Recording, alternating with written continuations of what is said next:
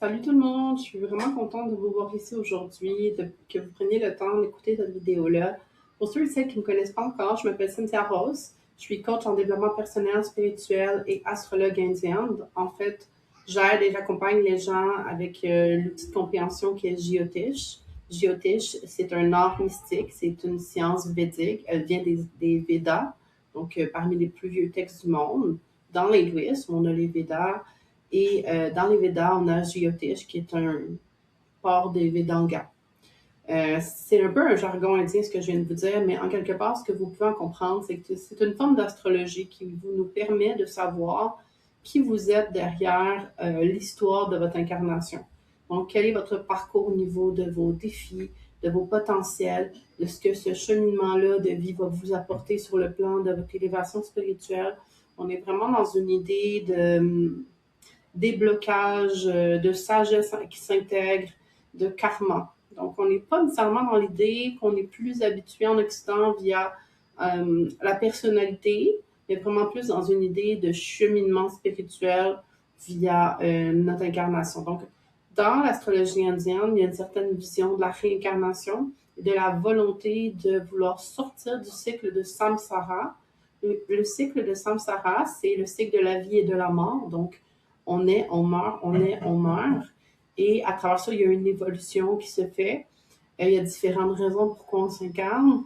Et ce qui est important aussi à savoir, c'est que l'astrologie indienne, Jyotish, science de la lumière, c'est comme ça, en fait, ils disent c'est les yeux des Védas. C'est un art qu'on pratique et qu'on étudie toute sa vie pour arriver à peut-être maîtriser ça. Parce qu'en fait, c'est infini, c'est très, très, très grand, c'est l'univers. C'est quelque chose qui ne peut pas se maîtriser à 100%. Tous les astrologues du monde peuvent faire une erreur, bien évidemment, parce que c'est quelque chose d'énorme. Cependant, moi, je vous invite à écouter cette vidéo-là, puis voir aussi comment est-ce que ça peut vous aider, vous parler, parce que un peu à tous les jours, en prenant le temps d'en apprendre toujours un peu plus sur Jyotish, on vit une forme de connexion, ascension à l'intérieur de soi, puis ça nous permet de développer beaucoup plus de sagesse et de faire face à la vie avec une perspective qui est vraiment différente.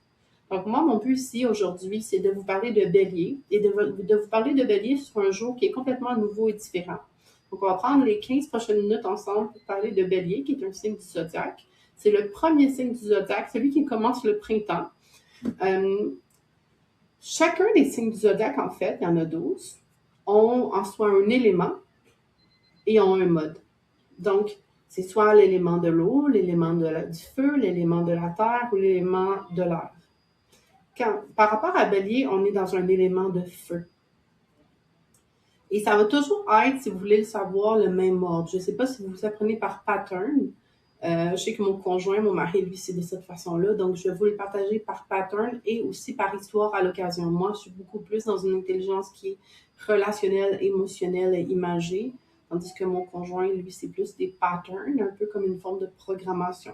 Donc, dans les deux cas, en fait, la façon dont vous apprenez, elle est tout aussi pertinente. Mais si je peux vous donner un conseil, pour mieux apprendre plus vite, associez ce que je vous donne à des émotions que vous avez déjà vécues, à des souvenirs, à des histoires que vous connaissez. C'est par les sens qu'on se souvient. Donc, plus vous allez être en train d'écrire, en train de regarder, en train d'imaginer, en train de l'associer à une émotion que vous avez déjà vécue ou une histoire, ça va vous aider à l'intégrer parce que oui, il y a beaucoup de mémorisation aussi dans ce qui est l'astrologie indienne. Donc, premièrement, Bélier. Bélier, c'est un signe qui est de feu, qui débute une saison, donc on le nomme cardinal, de mode cardinal. Tous les signes du zodiaque qui vont commencer en quelque part la saison sont dits cardinal et vont toujours avoir cette force-là d'inspiration, de motivation. Tous les signes cardinaux ont une intensité en quelque part d'être inspiré, de vouloir faire quelque chose. Donc, dans le cas de Bélier, on n'a qu'à penser à l'énergie qu'on a quand on commence le printemps. Quand on commence le printemps, on est tellement emporté, on a envie de faire plein de choses, on a plein d'idées, la neige fond enfin, en tout cas au Québec, pour ceux qui l'écoutent au Québec. Et là, on a envie d'aller prendre des marches, on a des résolutions par rapport à maintenant, le soleil qui revient, on se sent remplir à nouveau de vitamine D, puis ça nous fait du bien, puis on a tout un élan. Donc, Bélier possède cet élément-là. Il possède cette force-là en énergie. Il est cardinal, donc pour ceux qui comprennent mieux avec les patterns, tous les premiers signes de début d'une saison vont être cardinales. Donc, il est motivé, il veut foncer, il veut faire. Il apporte des expériences qui ont une intensité. N'oublie pas que c'est un signe de feu. C'est un signe flamboyant. Il apporte une intensité. Il apporte son lot d'ambition, sa motivation, son énergie. Tous les signes du zodiaque également possèdent des planètes qui les gouvernent. Et chaque planète a en soi, au niveau de Jyotish, est en soi une énergie omniprésente, omnisciente. Donc, chaque planète a une force en soi omniprésente, omnisciente. Elle donne de son rayonnement à une certaine constellation. Dans le cas de Bélier, on a affaire à Mars. Mars qui est le yang, qui est l'énergie. Mars représente tout ce qui est le combattant, la force. Le dieu de Mars est Hanuman, le dieu de la force, indien avec une tête de singe. Et si vous avez envie d'aller voir un peu plus loin, allez voir les mythologies, allez lire un peu sur que représente Hanuman. Qu'est-ce que Hanuman fait? Il est lié à Mars et il est lié à Bélier d'une certaine façon. Donc, Bélier a une énergie qui va être intense, qui va être forte, qui va foncer. Il a une énergie qui va avoir beaucoup d'ambition, qui va avoir beaucoup d'idées, qui va être inspiré, qui va être motivant. Il a de l'énergie. Ça peut faire aussi également tout ce qui va dans le sport, tout ce qui va dans le mouvement, tout ce qui va dans la protection de son territoire. Mars est un grand soldat. Donc, Mars gouvernant Bélier, il va lui donner cette force-là. Donc, tout ça nous ramène à comprendre en quelque part que Bélier, dans son essence même, cardinal, gouverné par Mars, et en plus c'est un signe de feu, c'est probablement le plus impulsif de tout le zodiaque. Lui, il a une idée en tête qui est tenace. Et il va foncer. Tenace dans le sens, il veut son idée, il veut aller au bout des choses. Ça peut faire des grands leaders, très charismatiques dans cette énergie-là. Ça peut faire des grands tyrans également. Donc, c'est des forces d'énergie qui vont foncer, qui sont prêts à passer à travers le mur s'il faut, pour faire arriver leurs ambitions, pour faire arriver leur succès. On peut avoir des grands sportifs, des Jeux olympiques qui ont un alignement avec Bélier. On peut avoir des grandes vedettes qui ont mené à terme, malgré l'adversité, leur projet. Et ils ont réussi à faire un grand succès avec ça. Ça prend une force et une grande volonté pour arriver à ces niveaux-là. Quand on regarde une carte du ciel et qu'on regarde Mars, on peut voir le niveau aussi de comment la personne est capable de répondre de l'adversité. C'est le courage. Donc, comment elle est capable de se maintenir dans l'adversité. C'est hyper intéressant ensuite. Ce que moi, je veux vous amener, c'est de comprendre que Bélier se trouve pour vous quelque part dans votre carte du ciel. Il n'est pas que le soleil de quelqu'un. Il n'est pas que l'ascendant de quelqu'un. Il n'est pas qu'une personnalité. On peut bien l'imager à travers une personnalité. Mais en quelque part, l'expérience des Jeux olympiques, sous une certaine facette, parce que bien évidemment, il y a des nuances, il y a un peu de Bélier là-dedans. Dans l'énergie de l'armée, du général en avant, ça peut être un peu lié avec l'énergie de Bélier. Dépendamment de votre propre matrice du ciel, donc si vous avez un ascendant qui serait Bélier ou si votre Bélier serait en maison 7, bien, on va voir différentes synergies par rapport à ce qui va en être de votre incarnation. Si Bélier, par exemple, serait dans la maison du mariage, peut-être que vous allez rencontrer rapidement cette personne-là. Peut-être ça va être un grand coup de foudre. Peut-être ça va être intense entre vous deux, par exemple. Peut-être que vous allez vous argumenter ça. Peut-être que si vous n'êtes pas en train de vous argumenter, vous êtes deux sportifs ensemble en train de faire du hiking. Puis de faire, hey man, on le fait, on a des projets, on le fait. Ce qui est sûr, c'est qu'il y a une intensité connectée avec une personne qui aurait bélier dans la maison qui représente le mariage ou le couple, le partenariat. Qui peut être en passant aussi, parce qu'un mariage est un grand engagement, est un partenariat, la business l'est également. La maison, ce qui représente tout ce qui va être vos partenaires à la business, est la même que le mariage. Ça, c'est très intéressant quand on prend le temps de réfléchir à ça. Parce qu'il y a un lien entre les deux qui est évident. Un mariage sur le long terme demande les mêmes choses que deux personnes qui sont en business ensemble et qui doivent faire fonctionner leur entreprise. Donc, Bélier, dépendamment d'où il est positionné, s'il est dans votre ascendant, oui, c'est 100% sûr qu'il va avoir un impact sur votre personnalité. Il va avoir un impact sur comme votre persona. Et sachez que si c'est votre personnalité dans la maison 1 et que c'est Bélier, c'est probablement, en fait, ce qui est enseigné, parce que ça vient équilibrer et donner une force à votre personnalité pour vous permettre d'aller au-delà de vos regrets des autres vies. Donc, si votre ascendant est Bélier, on peut donc réfléchir à qu'est-ce qui serait le regret ou l'opposition de Bélier. Quelqu'un qui s'est retenu, quelqu'un qui a trop pensé à ce que les autres pensaient, elle n'a pas fait ce qu'elle voulait vraiment faire. Quelqu'un qui ne pouvait pas bouger comme elle voulait, quelqu'un qui n'a pas pris son leadership.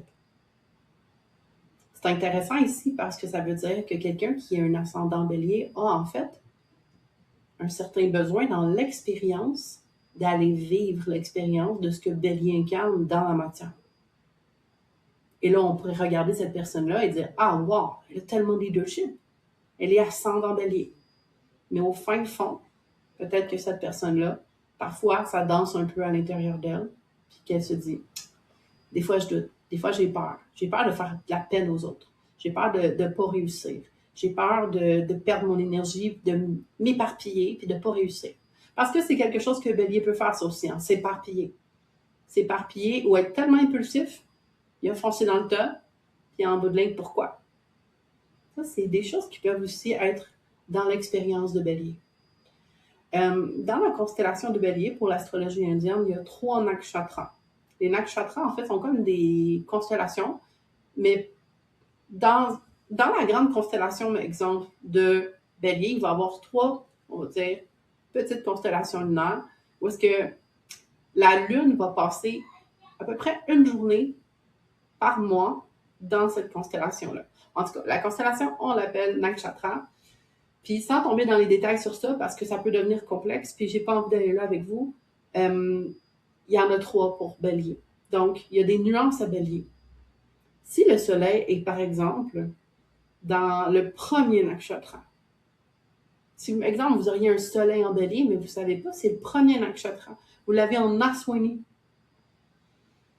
Le premier nakshatra est le plus impulsif et le plus pionnier de toutes les mêmes autres nakshatras du même signe. Ce qui veut dire que Aswini est encore plus impulsif que les 2 autres nakshatras qui vont se trouver en Bélier. Au niveau de Bélier, on va avoir Aswini, on va avoir Bharani, puis Kritika. Ici, je n'irai pas dans les détails des nakshatras, mais ces 3 nakshatras-là ont vraiment des énergies qui leur sont uniques. Et que si vous avez une planète, un de ces nakshatras-là, ça veut dire quelque chose de spécifique par rapport à votre parcours dans votre incarnation. Et dépendamment de quelle planète, si c'est le Soleil que si c'est Vénus, on n'a pas affaire à la même synergie non plus. Le Soleil, c'est le roi. C'est lui l'autorité. Imaginez un Soleil en Bélier. Le Soleil, c'est le roi. C'est lui l'autorité. C'est lui qui décide. Imaginez maintenant un Soleil en Aswini. Le premier nakshatra de Bélier. On a quelqu'un qui a du leadership ici. Là. On a quelqu'un qui, quand il a une idée en tête, il faut suivre. C'est de cette façon-là, on tourne à droite, on pourrait avoir affaire à un général d'armée. Il ne faut pas voir ici ça négativement. Dans l'expérience, on veut des généraux d'armée. Il y a toutes les facettes, il y a tous les niveaux, il y a toutes les expériences sur Terre. Et c'est important ici de comprendre qu'il n'y a pas de mauvaise expérience dans le sens où tout, du plus haut au plus bas, dans toutes les palettes, il y a la possibilité d'expérimenter quelque chose. Et vous pouvez choisir ce que vous voulez expérimenter dans cette grande expérience-là, qui est la vie, sous la forme que vous l'avez actuellement. Et il y a un truc aussi que je veux vous dire, c'est que je vois ça passer un peu apprends à manifester, apprends à manifester. Puis la vraie chose, c'est que vous manifestez déjà 100%. Il n'y a pas d'apprentissage à la manifestation. Vous êtes déjà 100% en train de manifester. La vraie question, c'est ce que vous manifestez est en résonance avec le 100% que vous manifestez. Et là, êtes-vous en paix avec ce que vous avez manifesté? Et si certaines facettes oui, certaines facettes non, c'est là que la réflexion, la profondeur, puis l'introspection, puis la connaissance de soi devient vraiment intéressante. Et je pense que ça, c'est un travail de tous les jours pour chaque être humain sur Terre. Moi inclus, tout le monde inclus. On manifeste à 100%. Ce qui veut dire que ce qui se trouve à l'extérieur de nous, dans l'expérience, est une forme de suite de nos propres actions, de nos pensées, de nos intentions, de nos peurs, de nos blocages, de l'ensemble de ce qui est là. De nos potentiels, de ce qu'on a osé, de ce qu'on n'a pas osé. Mais ça reste à nous. Et le jour qu'on réalise ça, on peut prendre une responsabilité et de décider à, OK, mais à partir de maintenant, je peux prendre une décision sur ce que je veux vraiment plus, que je préférerais plus manifester dans ma vie. Et donc, à partir du moment qu'on veut manifester quelque chose de différent, il faut voir qu'est-ce que je dois être, moi, à l'intérieur. Qu'est-ce que moi, je dois guérir à l'intérieur? Qu'est-ce que moi, je dois transformer à l'intérieur? Est-ce que je veux autre chose à l'extérieur? Et tout est tout le temps en train de se... Tout l'extérieur se présente en fonction de l'intérieur. Après ça, est-ce qu'il existe des lignes de karma? Est-ce qu'il existe un niveau en... Oui, bien évidemment, mais il y a un certain plan où, exemple, si vous avez bélier, en fait, vous avez tous bélier, vous comprenez, vous avez tous bélier quelque part. Quand vous êtes né, bélier dans le ciel est à un endroit spécifique et tout le monde ici l'a quelque part. Mais dépendamment de où il se trouve, s'il est associé à qui est votre père, qui est votre mère, qui est votre mariage, votre carrière, vos gains, vos enfants, qu'importe, vous avez bélier quelque part. Et bélier a à vous enseigner sous sa forme omniprésente et ainsi de suite avec la planète Mars et toute la matrice que vous avez, quelque chose qui est à vous. Et la seule façon réellement de transformer la suite de l'histoire, c'est de prendre conscience.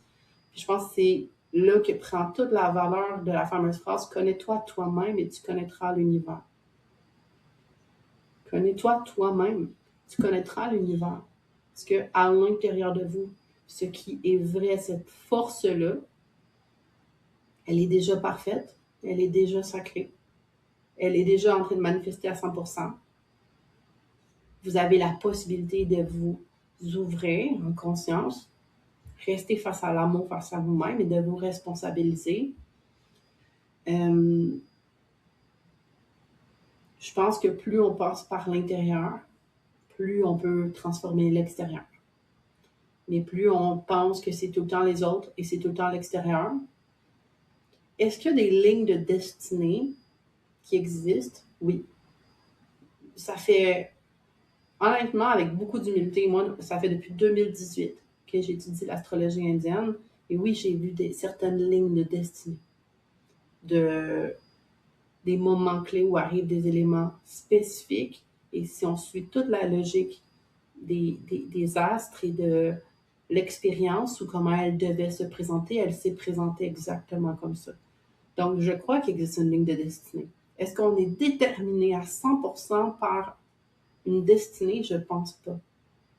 Je pense que la conscience à l'intérieur de soi, elle va toujours être plus forte, puissante et éternelle et intelligente, plus que des astres. L'âme à l'intérieur, l'âme réelle que vous êtes, cette conscience-là supérieure, on va dire ça. Prenez le terme qui vous convient, mais cette force-là, elle a la liberté. Elle peut retransformer les choses. Donc, ça peut apporter, vous avez la liberté de comment vous réagissez à ce qui arrive à vous. Donc, dans l'extérieur, il se passe des choses, mais vous avez une liberté sur comment vous allez y répondre.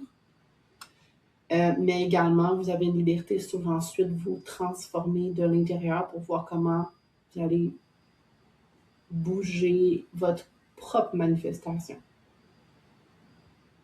Ici, je parle beaucoup selon des termes spirituels, des termes peut-être plus pop spirituels. J'espère que vous arrivez à me suivre dans ça quand même. De l'autre côté, c'est important pour moi que vous compreniez que vous êtes déjà là où vous devez être. Si vous vous êtes réveillé ce matin, vous avez encore quelque chose à vivre. Puis, en quelque part, il n'y a pas de vite, vite, vite, vite. Il faut que je fasse enfin à passer à l'autre étape. Je suis en retard sur mon chemin. Il n'y a pas de retard. L'expérience actuelle est votre expérience. Et c'est là l'expérience qui est le step vers votre prochaine prise de conscience, révélation, transformation, libération. L'univers répond déjà instantanément à vous.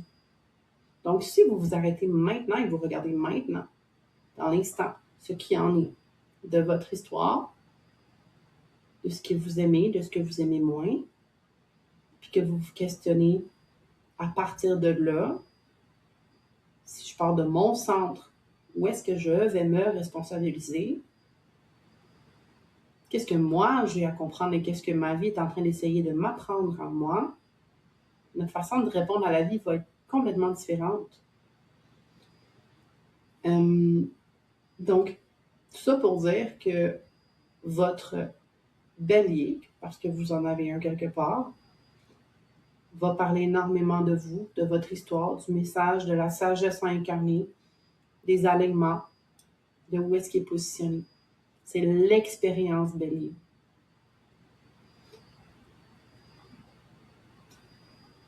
Si jamais vous avez des questions, n'hésitez pas à me les écrire en commentaire. Si jamais vous voulez que j'aborde à nouveau bélier par rapport à quelque chose, n'hésitez pas.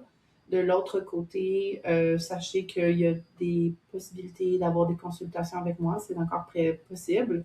Jusqu'à peu près fin février, là, pour les prédictions 2026, je vais en prendre. Pour cette année, je vais prendre surtout le jeudi, vendredi, sauf si vraiment pour vous c'est vraiment impossible, vous pouvez venir m'écrire.